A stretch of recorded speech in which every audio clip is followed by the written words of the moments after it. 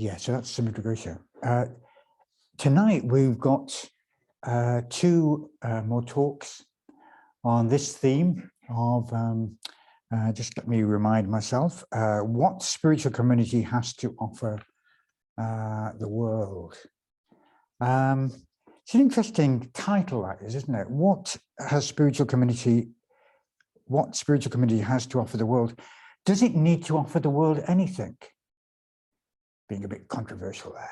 Does it need to offer the world anything? Surely the Dharma is about kind of individuals. It's offering individuals, path. And it's helping the world, if you think of the world of individuals rather than making itself relevant. Sometimes spiritual traditions these days feel they have to be kind of relevant and modern. So does it have to offer anything? Maybe we will hear something of that from the speakers. I'm not going to say anything very much about the speakers because they're talking from a personal angle. And I have been in the situation myself where I've been asked to give a personal talk, and then the person introducing me starts giving my talk by telling the audience all about me. And it's kind of quite uncomfortable to be kind of listening to that. It even happened with Bhante Sangharakshita once. He had to distract people for about 10 minutes until they'd forgotten the chair's introductory remarks and he could start again.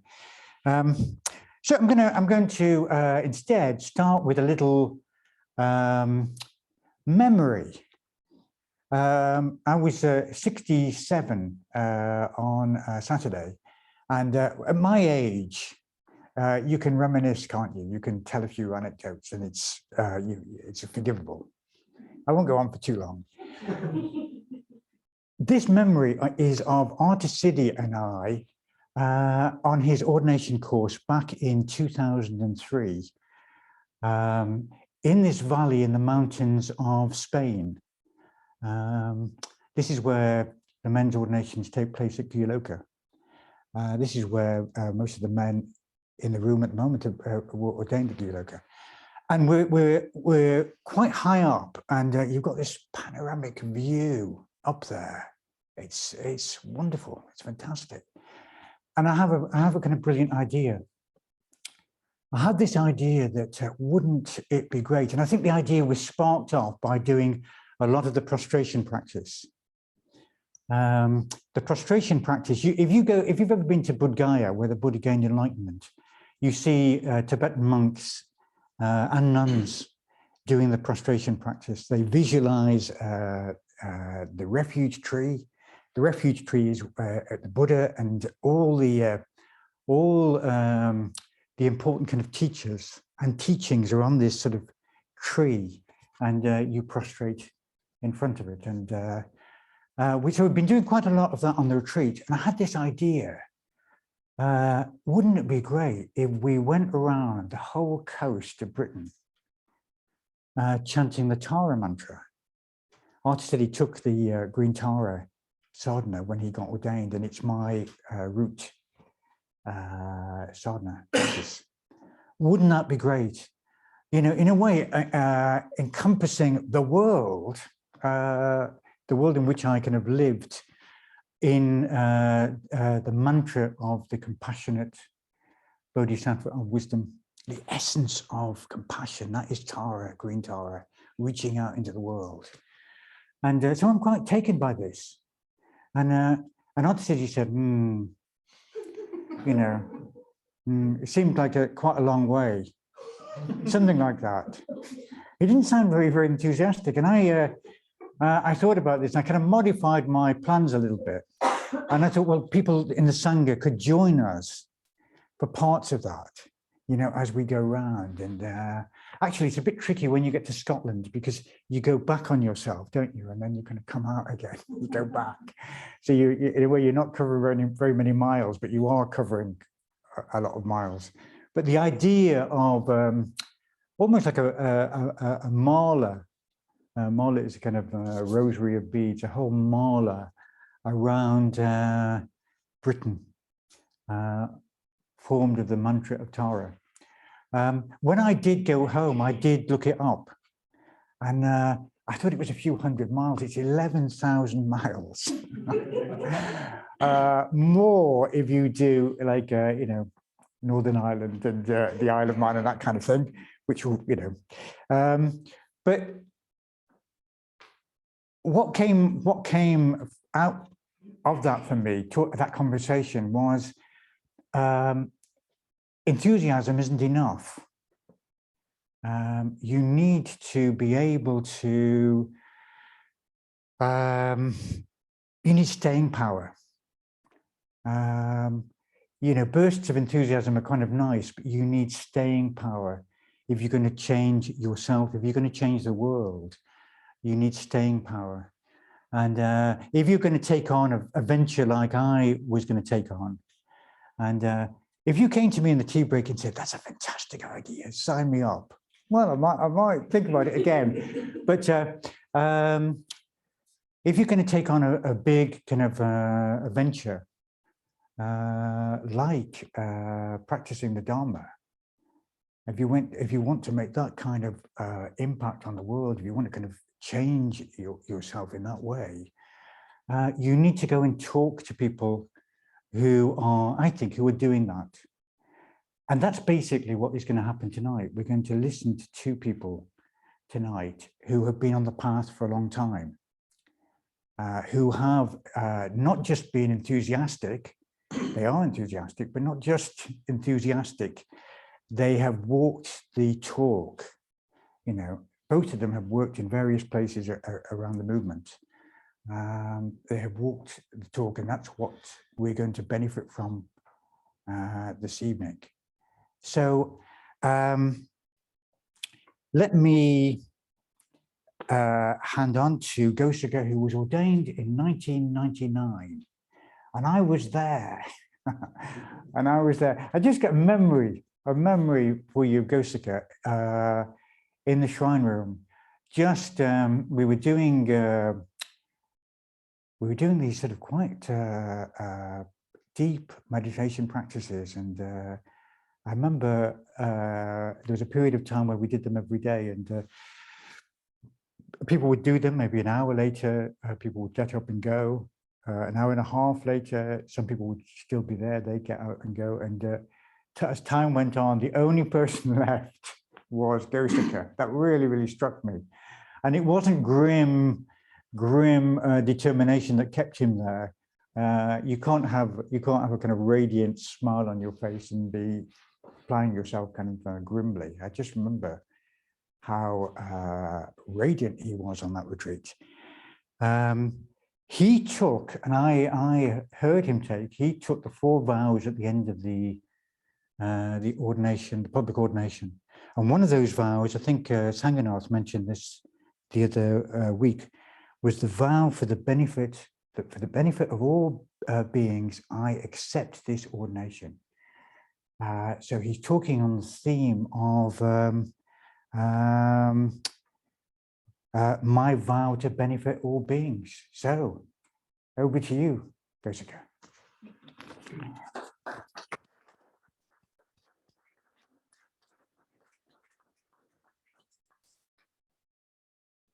I have to just wire me up. Yeah. So you put that in your pocket.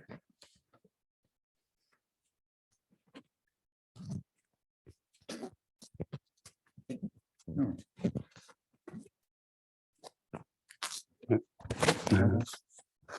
I'm doing it the wrong way, aren't I?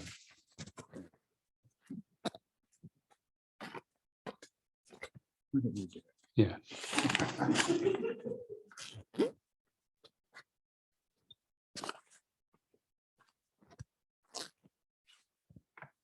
Does that work? Can you hear me? Turn it facing the opposite way.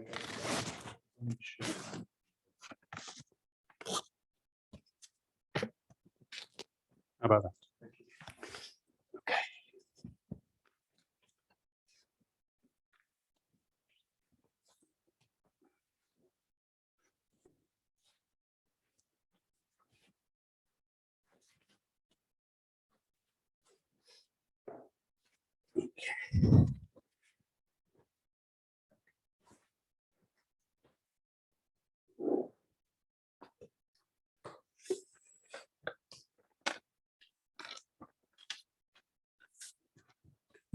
Hello, good evening, everybody. And good evening to everybody online, our digital friends. It's very nice to see you all.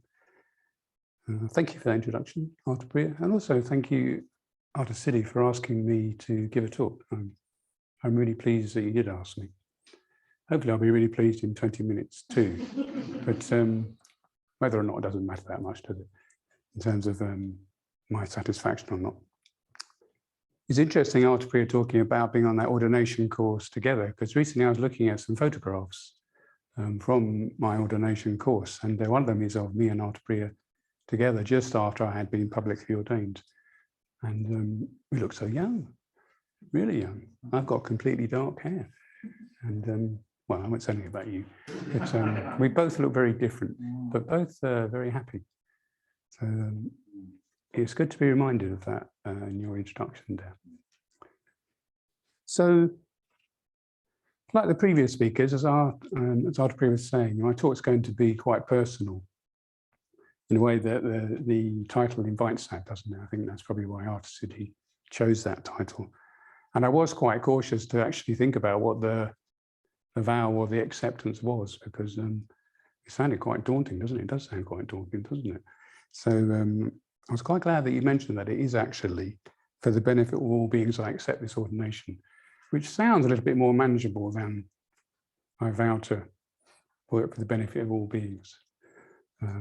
So it's going to be personal, and I'm going to be talking about how I approach trying to engage with benefiting all beings and creating spiritual community. So I do want to state right from the start, this is work in progress. I'm definitely not perfect, and when I'm talking about the areas that I'm working in, it's definitely work in progress. I'm not sort of saying that I'm, a shining example of these particular areas. It's something I definitely have to work at. And in truth, actually, I have to admit, I'm regularly humiliated by my own practice, and I mean that in a positive way.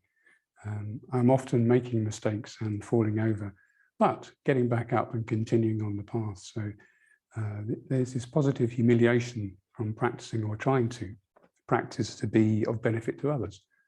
So I just wanted to make that clear at the start.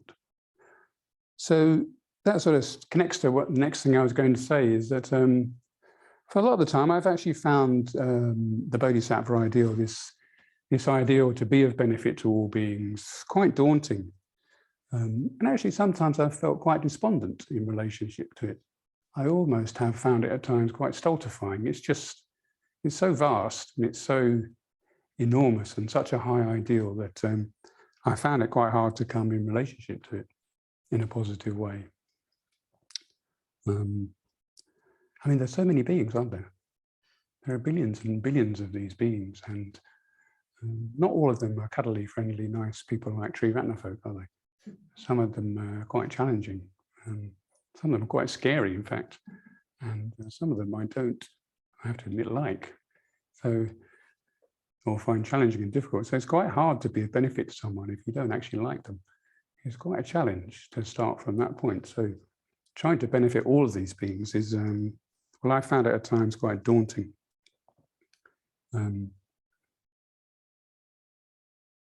to be honest, or when I'm honest with myself, when I thought about this and I was honest to myself, I'd have to say that the vow hasn't been at the forefront of my mind for quite a number of years, actually. It's only really in the last 5 or 6 years that I would say I've been sort of consciously and determinedly, or with determination, sort of approaching this area of practice. I could say actually that a lot of my practice has been about me. It's been about getting me together and working on my own mental states and, developing myself. That has been, in some ways, the main thread of my practice. Of course, the two are not mutually exclusive. By working on myself and developing myself, obviously I am of benefit to other people. And I'm going to say more about that later. That's one of the areas I want to talk about. But I did, being honest, yeah, a lot of my practice for a long time has been about me, more consciously, as it were, which is, again, in a way, positively humiliating, but quite natural too, isn't it?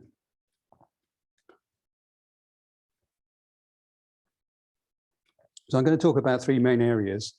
But before that, again, when I was thinking about this, it's not as if my life hasn't been in touch with a higher ideal, or that I haven't really been focusing on the altruistic dimension of practice. Even before I became a Buddhist, when I thought about it, I had an altruistic streak, or another regarding streak, in my life. When I was at university studying sociology, I helped a young man who had a very bright mind but suffered from cerebral palsy and couldn't go to college to study. So I tutored him and mentored him in these O-levels for sociology. So I wasn't a Buddhist then. I didn't know anything about altruism or other regarding this, but still there was a part of me that wanted to respond. And then later on, when I had moved to Newcastle and was working at the university there, I got involved in an organisation that was providing help for people who were living with HIV and unfortunately dying from AIDS. And I did a lot of volunteer work for them, raising money and providing support for people who were living with HIV, being a buddy. Again, I wasn't a Buddhist at that time, but there was an altruistic or another regarding aspect to my nature, as it were. And then when I did get involved in Triratna, or the FWBO as it was in those days, obviously that other regarding nature came out much more fully, as much more developed, and there's much more avenue in a way for it to flower and to grow. I'm one of those people who, when they got connected with the Dharma, jumped in with both feet, as it were. And right after my first retreat, also which Arthur was on, probably back in 1995 even, immediately after the retreat had ended, I was down at the LBC banging on the door, wanting to get in to meditate and to be with the Dharma. I was so enthused by what I had found and discovered. I was literally banging on the door the next day. And very quickly I got involved and started doing what friends and mitras do. You know, apart from coming along to practice, I also helped out a lot, you know, and helped with the tea and did the washing up, things like that. And just was part of the Sangha there, helping out, supporting classes, cooking at festivals, helping to make shrines, all those sorts of things that we do as friends and mitras, people involved, just being involved. And also working in a team-based right livelihood, a health food shop there. And of course, developing friendships with people who are coming along at the same time, peer friendships, and also friendships with order members who were more vertical than me. So doing all the things that we do when we get involved in Triratna. And all of those things, of course, contribute in a way to the benefit of others. And they help to create a Sangha, they help to create a centre. And as Padma Vajra was emphasising in his talk, you know, this whole centre has come about by the efforts of everybody, so many different people, and we do create Sangha and spiritual community in that way. And of course, I continued with this as an order member. Since I've been ordained, I have been involved in, well, now I have the privilege actually and the honour to lead classes and lead courses and to give talks when I'm asked. So I'm still doing that practice in a way, well, not in a way, I'm doing that practice, and I'm developing that way of trying to be of benefit to all beings. So I want you to talk more now in much more, perhaps in finer detail about my own particular practice as it is at the moment, or has been recently. And I've got three areas. The first one I've called practicing here and now. This is in terms of being a benefit to others. And more as I practice it, it dawns on me that spiritual life is lived now. It's lived right now and right here. I mean, I know that sounds maybe pretty obvious, but it's in our day-to-day interactions with people around us. It's in our day-to-day activities and our day-to-day life that we practice the Dharma. It's not sitting on the cushions and you know, doing puja and coming to festivals and whatever. It's in our day-to-day activities that we interact with people and we practice the Dharma. And it's those people in our daily life who we can really benefit if we want to. You know, it's our family, it's our friends, it's our work colleagues, it's our people that we study with, it's our neighbours, and the people we encounter during our day are the ones we come most into contact with and who we can benefit if we want to. So that is an area where I've been trying more and more to be of benefit to others. And I mean that in a conscious way, a deliberate way.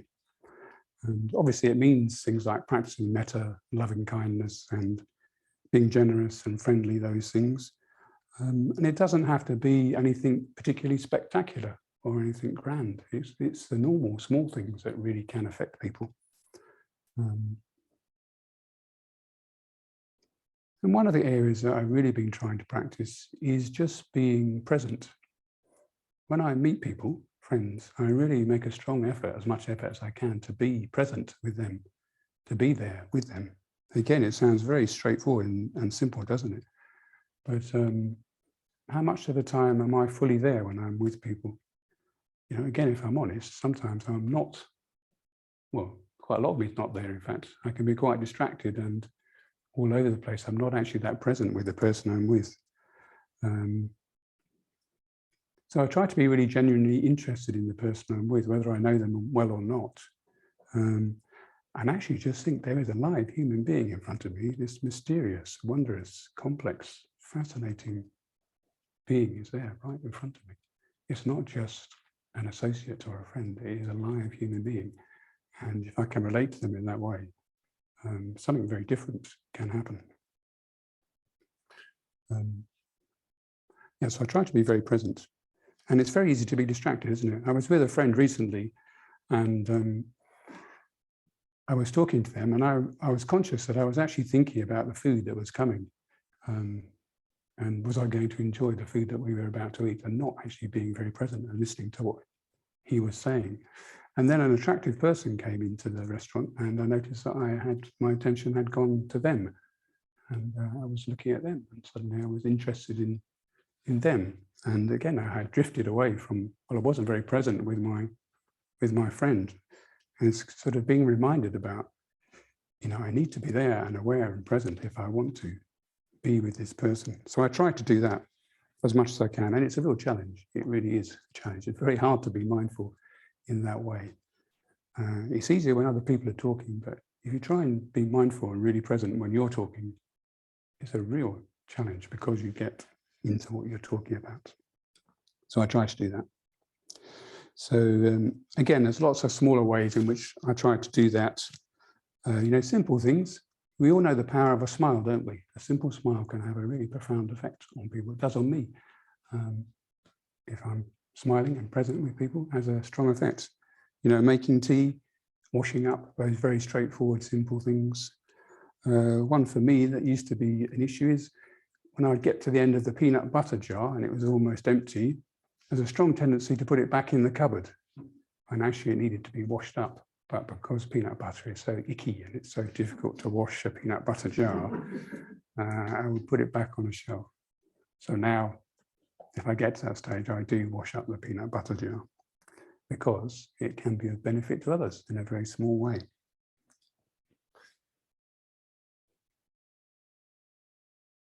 So I see this as, well, I call it just benefiting the one I'm with. Whoever I'm with, I can benefit them just by being present and being there and aware and with them. And then benefit the next one and the one who comes after that. So it's just trying to benefit the person I'm with. An example of recently of I was on a retreat with a number of people, and as part of the retreat, people were reporting in at the start of the retreat and just talking about how they were and just settling. And one of the people was having a really, really challenging time in their life. It was some of the suffering and the things that were happening in their life were like, wow, that's really strong. And at the end they said, oh, I feel really embarrassed and really vulnerable about reporting like that. I feel really, I feel embarrassed. And then a little while later, I just happened to be in the courtyard where we were and they came out. And I had thought the opposite. So I said to them, I thought you were really brave, actually, and I really appreciated your openness and making yourself vulnerable like that. And then, you know, we just carried on and the retreat carried on and we went into silence. I didn't speak to them again until the end. And then they came up to me and said, oh, I really appreciated what you said because it helped me arrive and settle on the retreat and it changed my experience of the retreat. Again, it's a very small thing and I wasn't particularly intentionally doing anything, but just being present and available and friendly and kind and aware of the person, had a positive effect on them. Okay. How am I doing for time? 5 minutes. Goodness me, I've only done one of the 3. So I better be quick on the other 2. So the second area I want to talk about that, trying to benefit other people is, I like to think of this in terms of being a hand of Avalokiteshvara. So Avalokiteshvara is the Bodhisattva of compassion. He responds to the cries of the world. So the cries of the world are the suffering of the world. And he comes in many forms. One of them is with 10 heads, might be 11 heads, 10 or 11 heads and 1,000 arms. He has the heads so he can see in every direction. And he has the arms so he can reach out to all beings and benefit all beings. So I really like connecting with this ideal. I find it really inspiring. It really has a positive effect on me. And it's a way of counteracting what I was saying earlier on about this sort of being a bit daunted by the Bodhisattva ideal. One way of doing that is to connect with this ideal of, well, I can be a hand of Bodhisattva. Instead of trying to save all beings by myself, I'm just one of thousands of other people who are connecting and trying to save or benefit all beings. And 1,000-armed, 11-headed Avalokiteshvara is a symbol of the Triratna Buddhist order. Sangha saw that as the ideal of the order. And Subhuti, another order member, is giving a very good series of talks about how he sees the order, Triratna Buddhist order, and also the Triratna Buddhist movement. You can relate to it in terms of being a bodhisattva. So instead of us being bodhisattvas, saving all beings, we see the order or the movement in those terms. So we become the bodhisattva by participating in the ideal of being a 1,000-armed Avalokiteshvara. So I like being a hand of Avalokiteshvara. It's very inspiring. And again, this area of practice is very much about, for me, about being present and turning up. And again, when I thought about this honestly, I think for quite a long period of time, I saw the Sangha as a support for me, I think. That the Sangha was there for me to support me, and that I took from the Sangha what I wanted.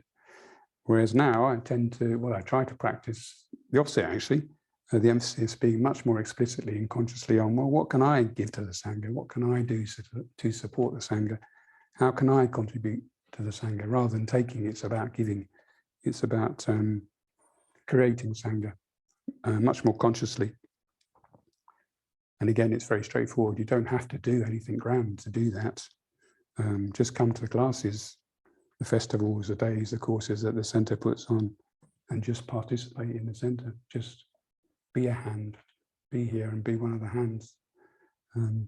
Doesn't have to be fancy. I also made a strong resolve to myself in connection with this area, never to give up an opportunity or never to turn down an opportunity to communicate the Sangha, the Dharma. It's very easy to say that, isn't it? And when I made the resolve, I meant it very sincerely to myself.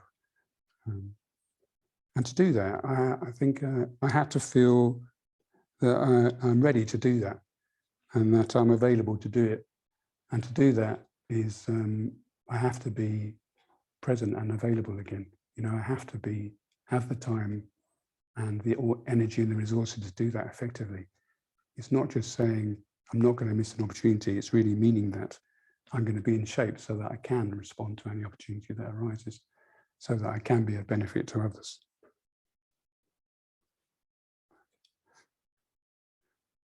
Just one small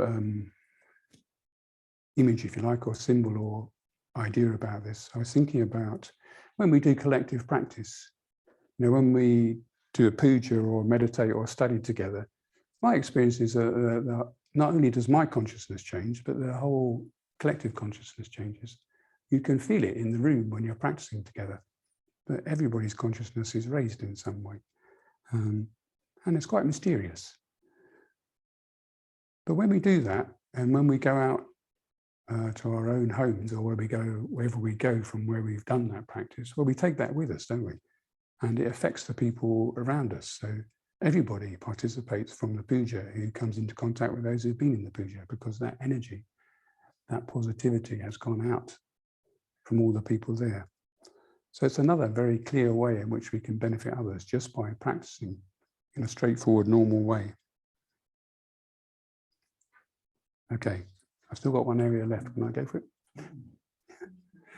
Okay, so I've raced through Hand of Avalokiteshvara, missed out a few things, but never mind. So the last area is, they're connected to the other two, actually, the last area. And I call it being the best me, or being the best Ghosaka. Sounds slightly new agey and self-helpy, doesn't it? But I'll tell you what I mean by that. This is, I think, a very good example of conditionality, and perhaps in an indirect way. And this type of practice I'm talking about is much more indirect than the other two. Again, as I've practiced over time, I've realized more and more that the way I am affects people. Again, it sounds very obvious, doesn't it? But how I am really does affect other people. So, you know, when I'm irritable, angry, gruff, miserable, unfocused, not present, etc., that has an effect on people. When I'm happy, when I'm focused, when I'm mindful, when I'm clear, when I'm alive and engaged, it has an effect on people. You know, how I am can either hurt people or it can help them. Not just me, but other people. It does sound very obvious, but the more I practice, the more I actually realize that and feel it. And when I connect with that, I get a sense that I have a moral obligation, actually, to be the best that I can be, because I will affect other people. It's not simply a matter of just practicing for me. I feel a moral duty to be the best person I can be, so because I'm going to affect people. So I want to affect them in the best way I can. So it means taking responsibility for my own actions of body, speech, and mind. Yeah, really taking responsibility and taking that seriously. The main way I've done that, after Priya was talking about my like of meditation in the shrine room, the main way I've done that in the last 4 or 5 years is to create a lifestyle that is supportive of meditation and reflection. So I've spent a lot of time and a lot of effort setting up the conditions to live a meditative lifestyle. And in a way, I try to live on retreat, or like we live on retreat most of the time, as much as I can. And it takes a lot of effort to do that. I don't mean that in a sort of self-congratulatory way. It does take a lot of effort to put in the conditions to really live a life like that. But I do it because I know that when I meditate, and when I can meditate, and when I say meditate, I mean meditate and get concentrated in higher states of consciousness. I don't just mean turning up and sitting on a cushion. I mean meditating. I am much more alive, much more focused, much more present, much more engaged, much more energetic, happy, and I think I'm having a much more positive effect on myself and the world around me. So there's a strong incentive to want to do that, a strong desire to be, well, as I said, the best person I can be. And a lot of that for me comes from living that type of lifestyle. So I just wanted to round up, actually, just by saying that in a smaller way, there's another way in which I do that in a more day-to-day level. And that is just in terms of looking after myself. And that's, you know, this, not bang that for the microphone, this body, just looking after that. Again, it seems like almost a bit mundane to talk about looking after yourself. But our human body is really precious, isn't it? This is a very precious thing to have a human body. It's a very significant thing to have a human body. Our consciousness is connected to this body, and without this body, our consciousness would be something very different. So this human body is actually really important. And it is one of the main vehicles, and one of the main ways in which we can have a positive effect on other people, by keeping our body fit and healthy. So I take this very seriously. Again, not in an egotistical sense, just really looking after this body, because this is the only body that I have for this lifetime, and using it to benefit others is really significant.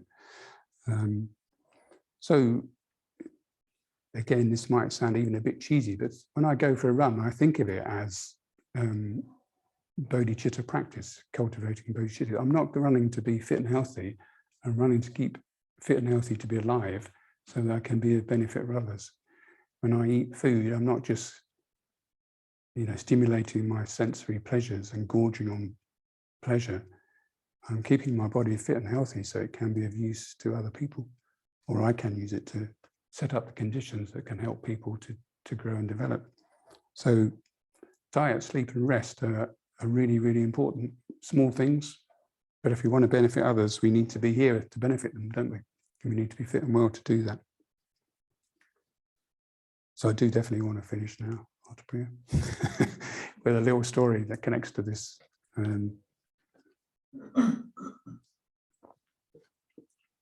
I was living in a retreat centre once, also with Artapria. Our lives do intersect quite a lot, don't they? Padmaloka Retreat Centre in Norfolk, and like a lot of communal places, they have shared resources. So we had a shared car there. And one day I was out driving and I was in a very distracted state, very distracted actually, and I had an accident. It's one of those ones where, you think if the conditions were just slightly different, it could have been really serious. It was like a near miss, but it really shook me up and I had to leave the car where it was and I went back to where we were living, and someone else went and rescued the car. But I was laying on my floor in my room and I was quite shaken up, and there's a knock on the door, and in came my friend Surita. Many of you might know Surita. He came in and he asked me if I was all right. He sort of checked that I was in good health and how I was feeling.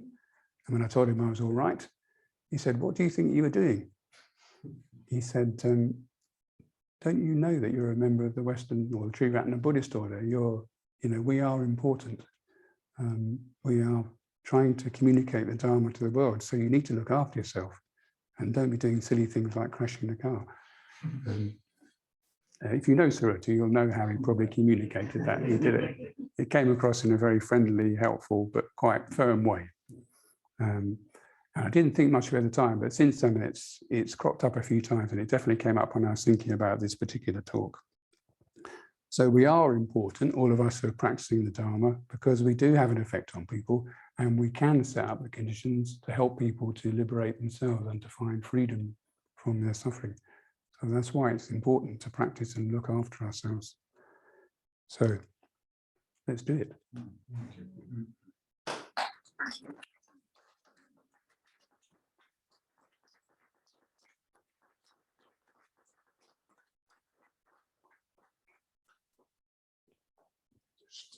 yes.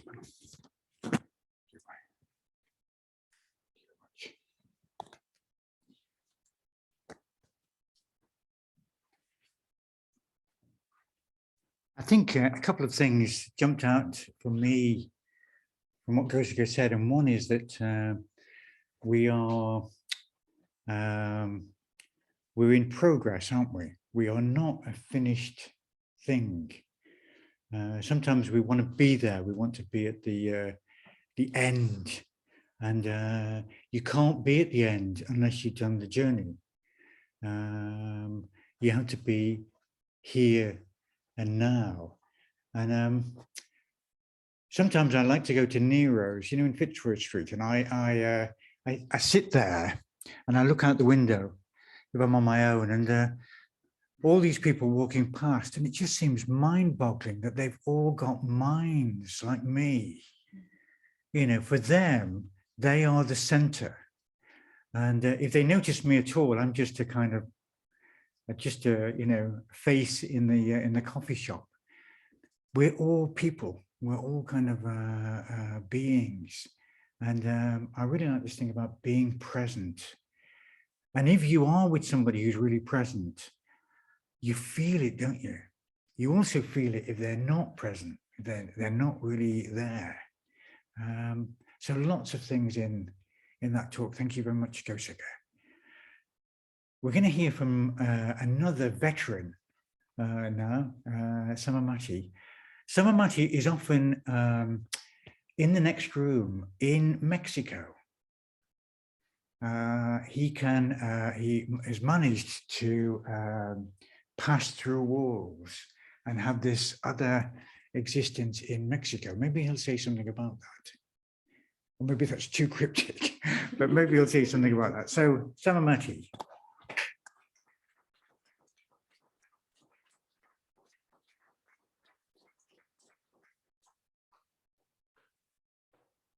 Wind me up. Yeah, you share. In the shirt, yeah. Not in the case. Yep.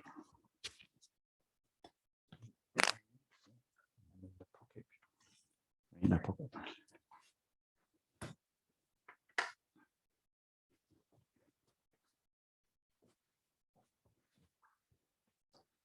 Thank you, Atapriya and Ghosaka.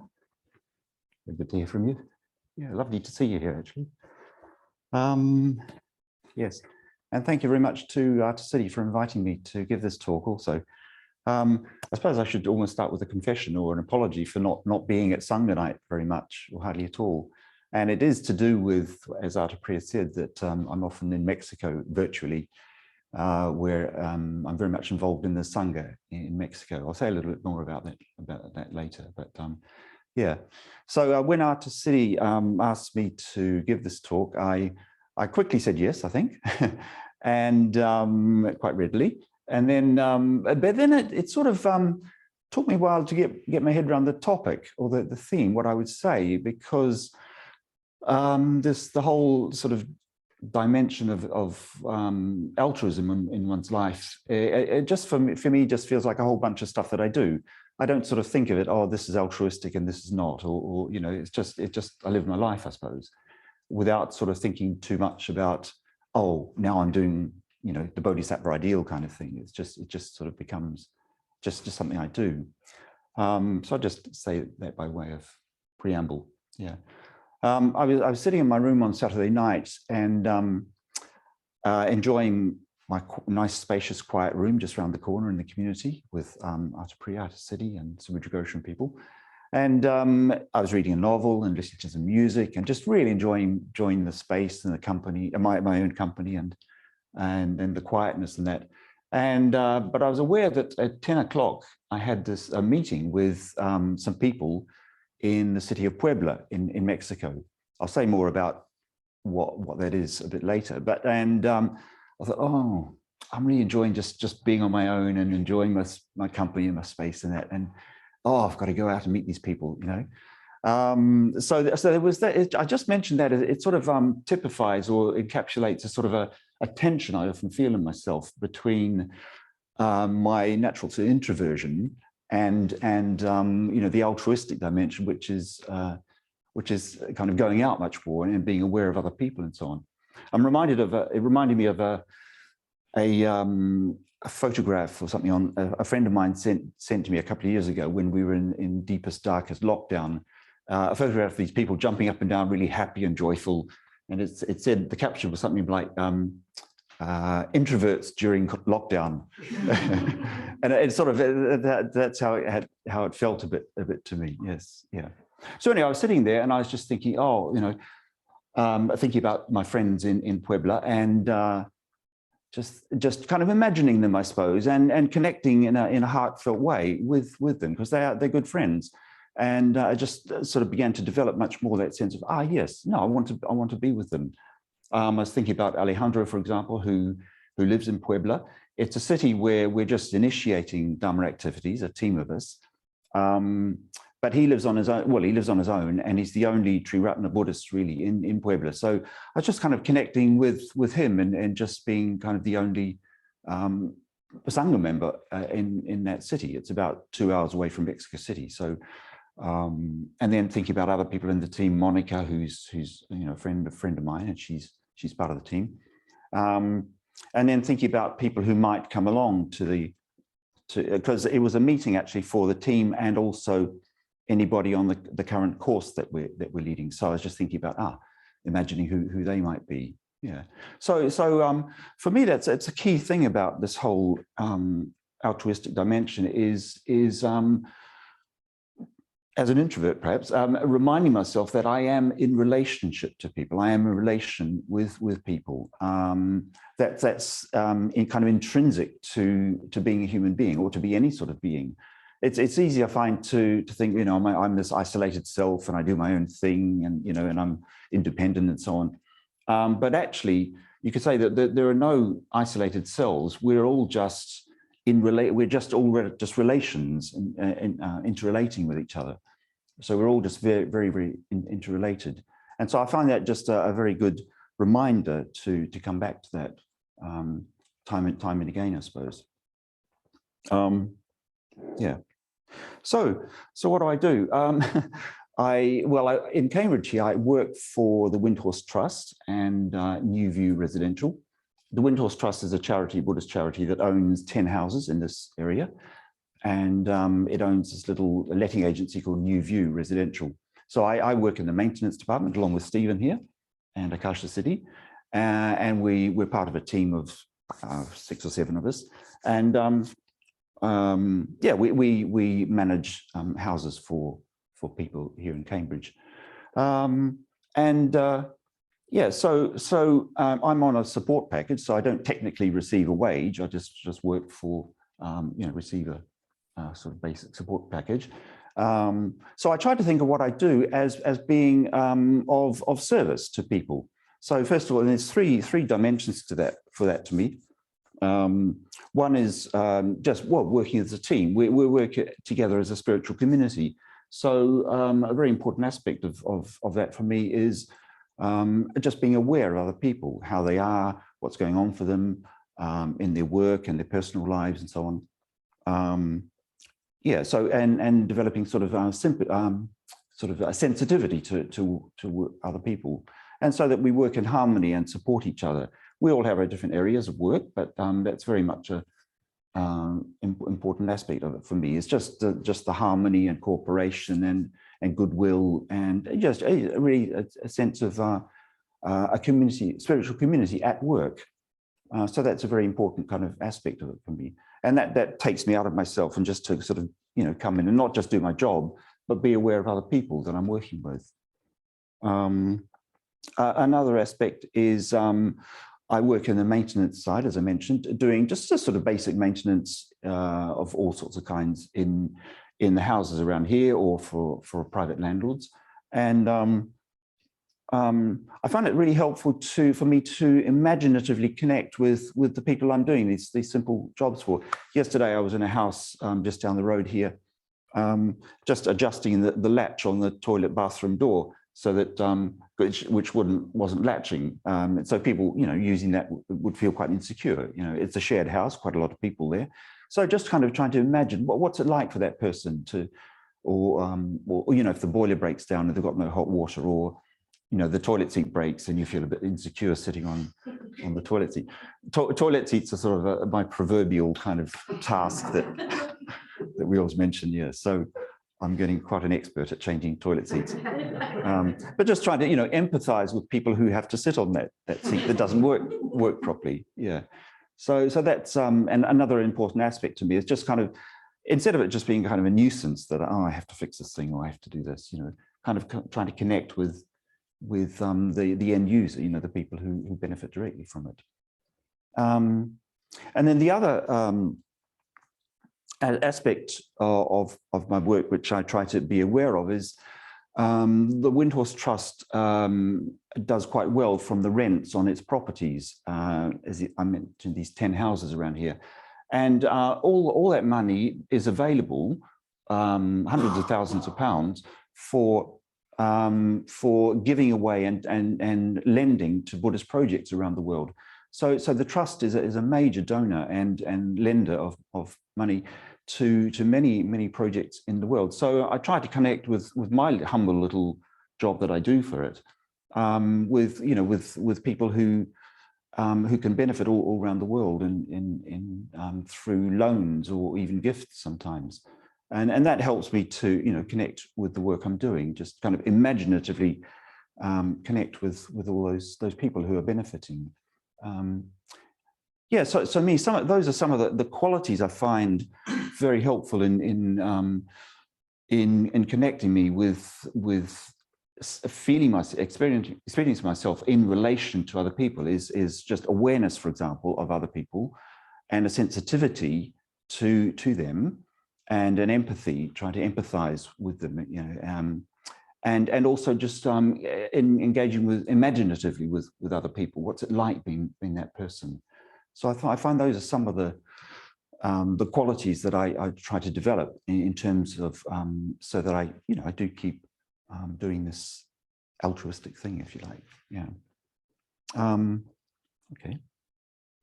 The other major area that a dimension of my altruistic life is my involvement in Mexico.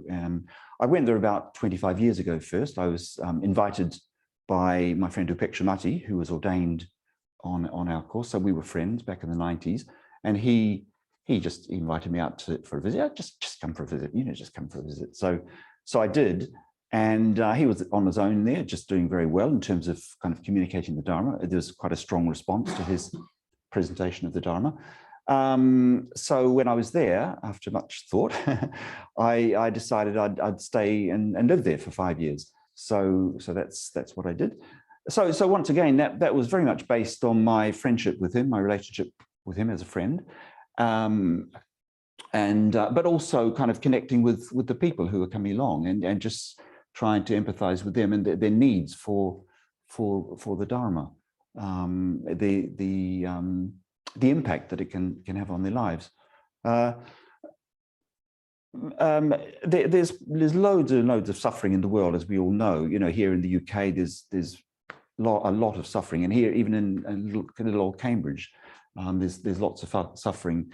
But in a place like Mexico, it's much more sort of in your face. You just go out in the street and you see very poor people, or for example, I noticed in Mexico, there's a lot of people who have difficulties, problems with addiction in different ways. So the AA and the 8 steps and the 12 steps. I noticed even in the Sangha, there's a lot of people who sort of are involved in that way of working with their mind and working with themselves.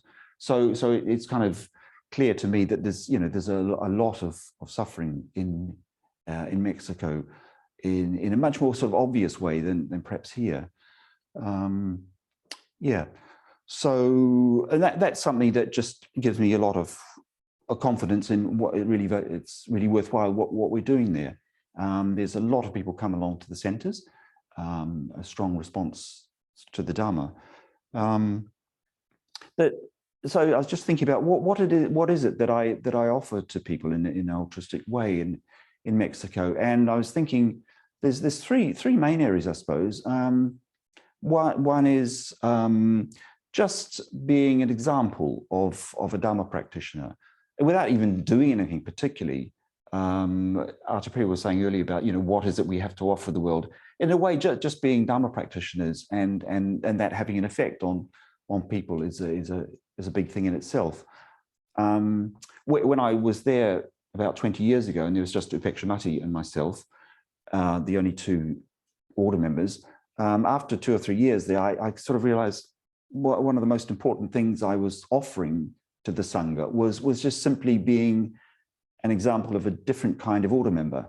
When you've just got 1 order member there, or even just 2, people thought Upeksha Mati is the way you have to be an order member, So me turning up and being quite different, people think, oh no, you can do it differently. You don't have to be that kind of person. And let's hope people don't think I'm the only way either to be. Well, they certainly don't. Yeah. So just being an example, I think, of a Dharma practitioner for someone who's, I've been ordained almost 30 years, and I'm still standing, still carrying on. So yeah, it gives people confidence that yes, they can have a go at it as well. So I'm certainly not an example of. Well, I don't see myself as an example of somebody who's reached a certain level on the Dharma path or anything like that. I just feel I'm an example of somebody who's still at it, just having a go at practicing the Dharma. And I just hope that sort of comes across really. with all my ups and downs and faults and weaknesses and strengths as well. Yeah.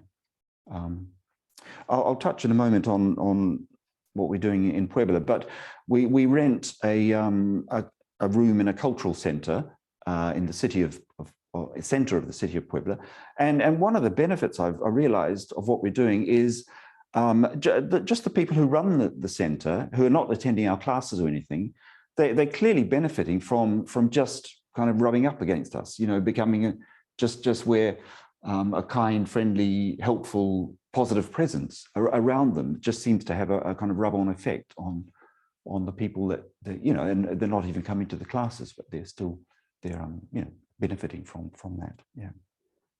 Yeah. So yeah, just being an example, I think is a good thing, and it's something we can all do just through practicing the Dharma in our own way, in our own situations, whether it be family or at work or whatever it might be. Yeah, and just have confidence in that we don't need to do anything particularly special. That is special, I think, just being Dharma practitioners.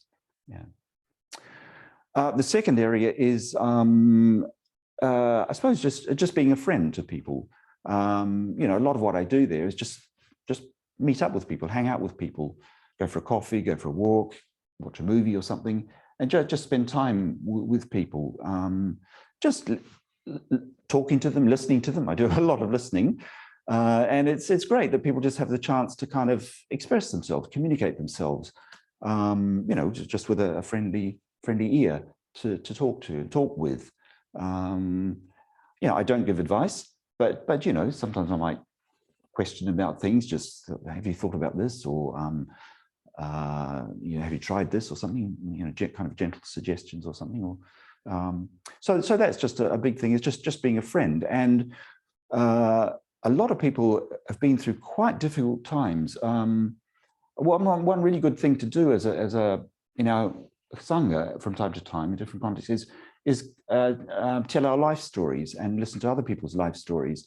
You can really learn a lot about people. I remember 6 years ago, I was on the team at the of the ordination course at Ukaloka for 4 months, and I was in a group quite early on in the retreat, and a phase where we told our life stories. It was 6 or 7 of us in this group, and there were 2 guys in it who I knew had PhDs in a couple of different fields, and I just assumed they'd sort of come from quite well-to-do backgrounds, but not a bit of it. It was a real lesson for me to not make any assumptions about people. They both came from very, very difficult backgrounds. So it was incredible that they'd done so well. Actually, I was just really impressed. So yeah, that was quite a good lesson for me to not make any assumptions when I meet someone about you know, what their background is, or what kind of person they are, or what they do. And that's been borne out quite a lot in my experience in Mexico as well. In January, I ordained a couple of guys, and we did a little retreat, the 3 of us, before the ordination retreat. And we told our life stories, just the 3 of us. And they both come from very sort of humble, you know, ordinary sort of, well, not quite the right terminology, but very, very sort of humble backgrounds, and have done, you know, quite well to have come to the Dharma and survived, actually. One of them told me that he'd been held up at gunpoint about 10 or a dozen times in his life. Yeah. And he told us about 2 of those incidents, and they just sounded really quite remarkable. Yeah. So it's quite an eye-opener to hear somebody's you know, life story. So I recommend it if you get the chance. Yeah. Another young chap that used to come, he was in the ordination process for a number of years. I don't know what he's doing now, but he was just in his late 20s, and I had a conversation with him one time, and he said he'd lived on the streets for quite a number of years in his 20s, and he said, you know, he's into drugs and alcohol, and it was a miracle he'd survived, actually. And he said to me that from that time, most of his friends at that time were either in prison or dead. So yeah. Anyway, just hearing, you know, those sorts of stories is very, very inspiring and yeah, motivating. Yeah. So that's the second area, is just being a friend to people. And then the third area is communicating the Dharma. And a lot of what I do there is just communicate right view, I suppose. You know, I lead pujas sometimes, or devotional practices, or those kinds of things. But a lot of it is just communicating the Dharma. Yeah, I think we can underestimate the value and the importance of right view, and how wrong views, wrong ideas about the way things are, which is really rife out there in the world, how much suffering that causes, I think. So just becoming clear ourselves and objective about right view is very, very important in terms of alleviating suffering in the world. So that's something I do as well. Yeah. Yeah. So it's about 20 minutes. So I'll just say a little bit about Puebla. Last year, I had this idea of going to live there and initiate activities. It hasn't quite worked out like that so far, but I did spend 4 months in Mexico just quite recently, got back late March. And one of the things I wanted to do was go to the city of Puebla and just see what we can do. And so one of the first things I did in December when I got there was visit there and stay with Alejandro, who lives there, and he's extremely generous and helpful and friendly and just very easy to get on with, and very, very helpful. And so we found this place to offer activities, and we signed a little contract, paid some money on that. And quite quickly, some friends of mine just decided they want to be involved in as well. So we got this little team together. There's 6 of us, yeah. And one thing I've really learned from doing this, it's the first time I've done anything like that, really. So, but one thing I really learned was the value of doing that as a team. You know, I played my part, obviously, and it's quite key, I suppose. But you know, I couldn't do hardly any of it really without the rest of them. You know, everybody is so helpful. I mean, I don't know much about technology, for example. So they set up a Facebook page and an Instagram page and a WhatsApp phone number and all that sort of stuff, which, you know, I just have no idea about.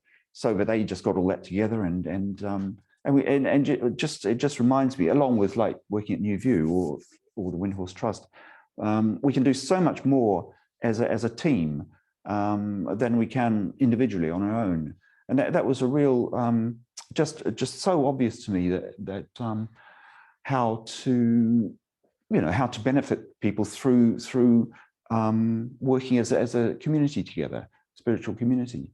And I think that also communicates a lot to people who are coming along, just the way we relate to each other as friends, communicates a lot to people as well. So I've had the nod.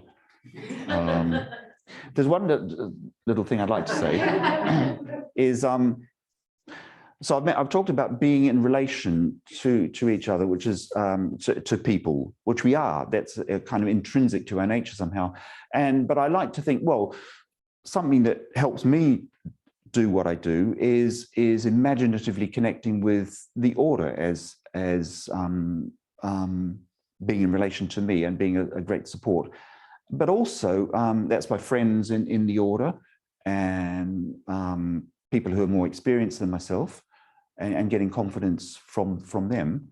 But also even beyond that to, well, beings on higher dimensions of consciousness, like, you know, the Buddhas and Bodhisattvas, and feeling like they are very much in relation to me and very much, you know, they're expressing their altruistic dimension through me somehow and through us, through all of us. Yeah, and just so I'm not on my own, you know, we're not on our own, but we have our friends, but we also have, you know, if we can open up imaginatively to these great beings, have a sense that they are, you know, expressing their altruistic, their bodhisattva nature, I suppose. Mm-hmm. Thank you. Thank you.